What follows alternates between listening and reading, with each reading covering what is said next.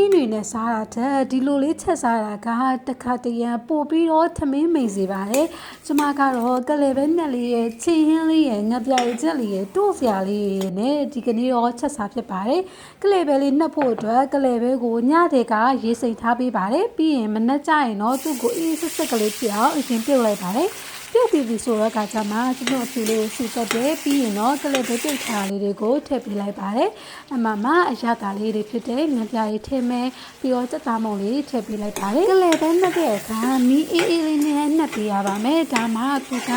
အေးဆက်ဆက်ကလေးနဲ့နှုတ်ဣပြီးတော့ရမ်းစားလို့ကောင်းပါတယ်ပြီးတော့သူ့ကိုချက်တဲ့အခါမှာလည်းစီလေးများများသုံးပေးပါဒါမှကလေးပဲနှက်ကလေးကအေးသွားရင်တောင်မှစီလေးနဲ့ဣကလေးရမ်းစားလို့ကောင်းပါတယ်စီနေသွားလို့ရှိရင်ကလေးပဲနှက်ကအေးသွားတဲ့အခါမှာဆက်ဆက်ဖြစ်သွားတတ်တယ်ပေါ့နော်ကဲကျမရဲ့ကလေးပဲနှက်ကလေးကတော့လုံးဝစချင်စရာကြီးပါကလေးပဲလေးနှက်ပြီးသွားပြီဆိုတော့ချင်းလေးလာချက်ပေးထားလိုက်ပါတယ်ချင်းလေးမှာတော့ချမောင်ရွက်လေးရဲ့ပြီးတော့မြင့်လေးရဲ့ခင်းညင်သီးလေးရဲ့ထည့်ပေးလိုက်ပါတယ်ဒီကျမကချင်းချက်တဲ့ခါတော့ဒီလိုပဲချစ်ချစ်လေးပို့ချက်ပေးတယ်ပေါ့နော်ကျမကရမ်းချင်ကြိုက်ပါတယ်ဒါကြောင့်မို့လို့ခင်းညင်သီးလေးပါထည့်ပေးထားတာပါ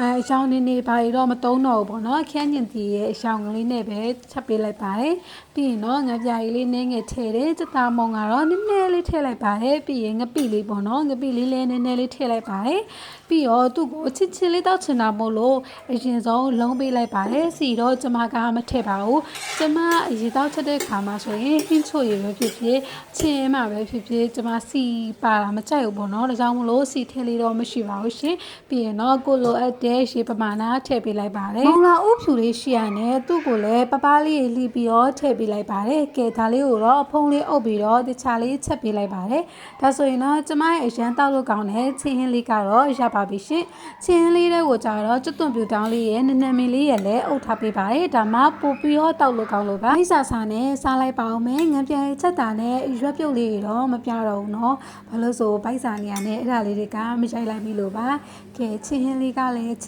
င်းလေးနဲ့ရမ်းတောက်လို့ကောင်းပါတယ်ကျမရဲ့တိုးမြုံမှာဆိုလို့ရှိရင်ကြတော့ကျမက